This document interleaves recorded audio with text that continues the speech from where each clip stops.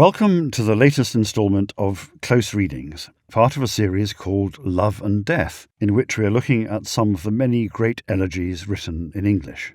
My name is Seamus Perry and I teach English at Balliol College in Oxford, and I'm talking as always to Mark Ford, poet, critic and Professor of English at University College London.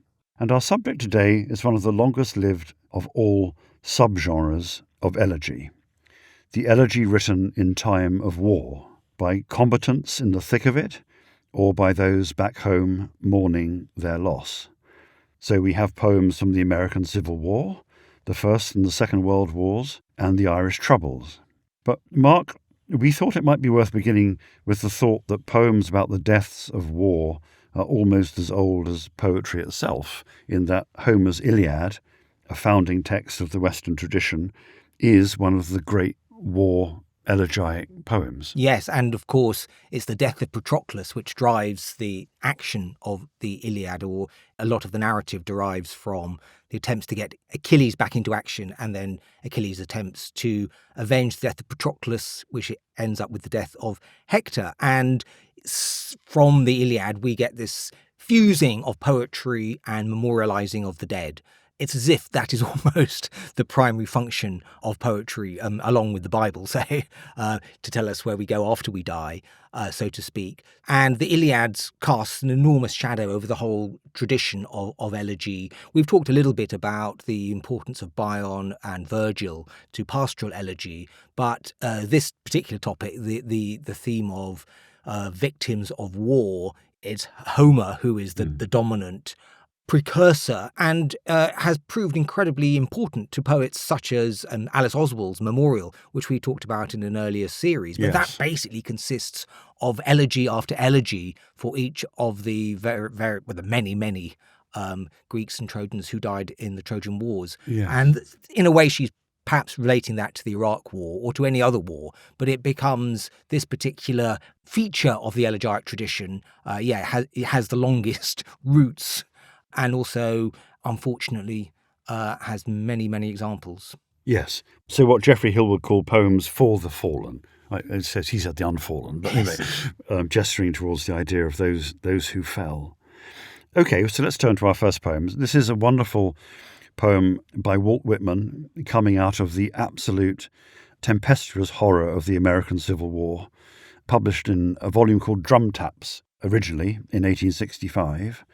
It might be helpful, perhaps, for our listeners if you said something about what Whitman did during the Civil War. He wasn't a participant, was he, in the sense that he was on one side or the other, particularly. He wasn't quite a nurse or an orderly either. Explain something about his actions during that time. Well, he figured himself as the wound dresser.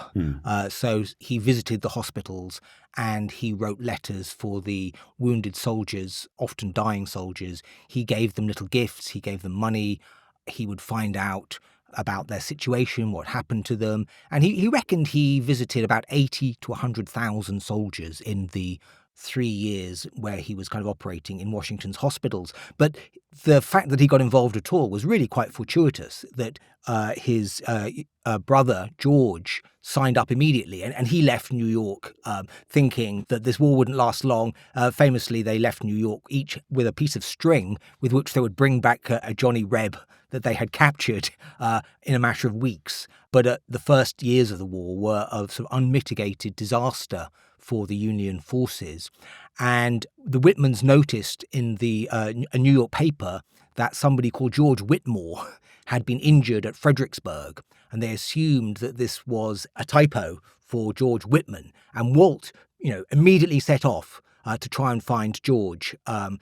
And Fredericksburg was a complete disaster for the Union side. And Whitman gets a train down, gets his pocket picked on the way down. He's in a complete state. He finally gets to the front. He's scouring everywhere for his brother, and he eventually finds him. But this is his first actual experience of the war. This is December of 1862, and he writes back to his mother what he has seen on these first days. He's outside a place called the Lacey Mansion, which was being used as a hospital, and he notes seeing a heap, this is to his mother, a heap of feet, legs, arms, and human fragments cut, bloody, black and blue, swelled and sickening.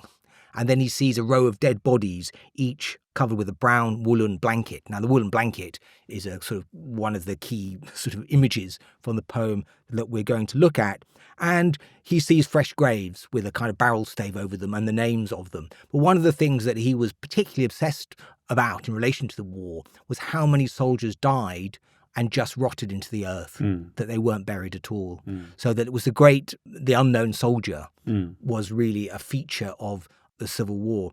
And he didn't go often to the front, but he writes these brilliant poems about the experience of the soldiers, as well as about the experiences of the soldiers suffering in the hospitals, having been wounded, because most of them died of diarrhea, actually. I mean, diarrhea was the worst, the highest kind of form of death in this period. Yes, so Drum Taps came out in 1865, and there's a sequel to Drum Taps because Lincoln got assassinated just as Drum Taps was about to go to press. So he added When Lilacs Last and the Dooryard Bloomed, and Oh Captain, My Captain.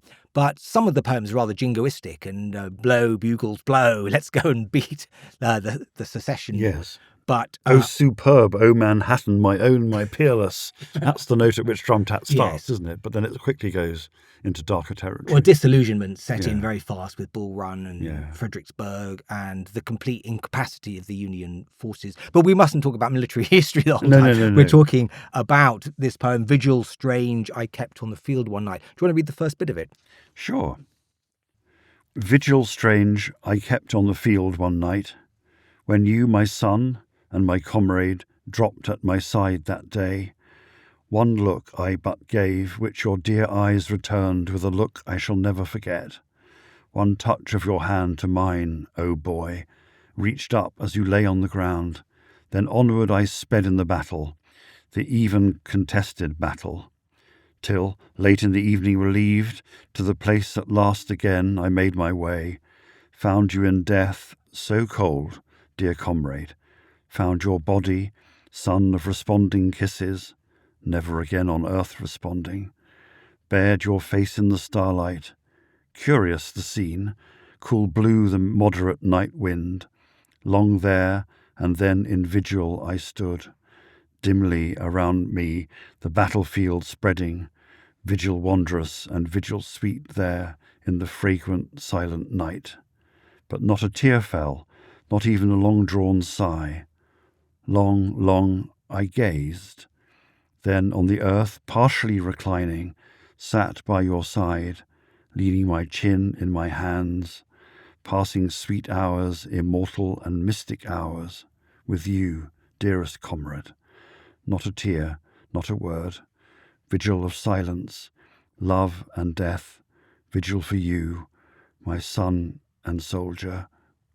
So there's no full stop. There are no full stops in Whitman, and he wanted it to be all of a piece. And this long, rolling kind of strophes that he developed in Leaves of Grass, 1855. And of course, in 1860 edition includes the Calamus poems, which are poems about homoerotic love. And in many ways, that is carried over into a poem such as this, because the relationship between the speaker, he's both, the dead soldier is both his son and his comrade. Well, he's not his son, but it's a way of figuring the closeness of the bonds, which Whitman is posing here as the solution to the Civil War. This union between these two is some emblematic of how the union has to be recovered, but involved in recovering the union is going into battle against the Robert Lee's forces. And it is a heartbreaking scene, and it's got a very strong documentary element to it. I think you really are there in the scene in this night, and it's partly, I think, because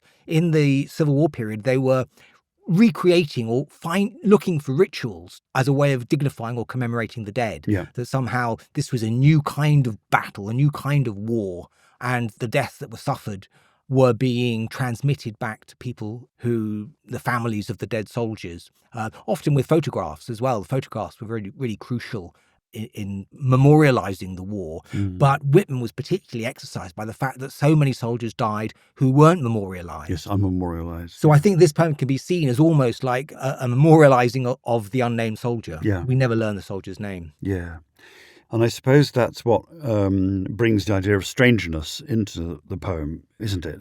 That they are, on one level, absolutely intimate, completely familiar, have a quasi-paternal, filial relationship, and yet at the same time, they're also involved in this relationship, which is one of strangeness and strangerdom. Yes, it took people completely out of their comfort zone, to put it in the mildest term.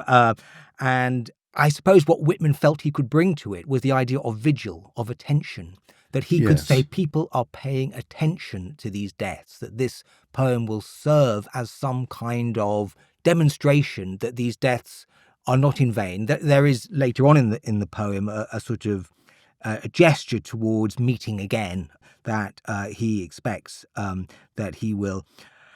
I faithfully loved you and cared for you living. I think we shall surely meet again. Whitman often plays this particular card. His notion of the afterlife is very elastic, it should be said, but there is a sense in which some kind of re-meeting between the living and the dead is often posited. It's a brilliant nuanced line, though, isn't it? I mean, it's one thing to say, we shall surely meet again. It's quite another thing to say, I think we shall surely meet again. I mean, it's completely agnostic in a sense. Yes. But it does invoke the notion of the stars as well, and the sublime, which I think is one way of dignifying the experience of the soldier. In this, it's a bit like Thomas Hardy's Drummer Hodge poem, isn't it? Which has got the strange-eyed constellations eyeing him. That somehow to juxtapose the buried dead with the stars in the sky is to gain a kind of elegiac perspective, which is consoling because it makes you aware of the eons of time that are unrolling and how each life is particular, but is almost part of a larger process. Thanks for listening to this extract from Close Readings. You can listen to the full episode and all our other Close Readings series by signing up to our Close Readings subscription. If you're listening in Apple, you can do that just by going to the top of this podcast. Or for Spotify and other podcast apps, go to lrb.me/audio or click on the link in the description.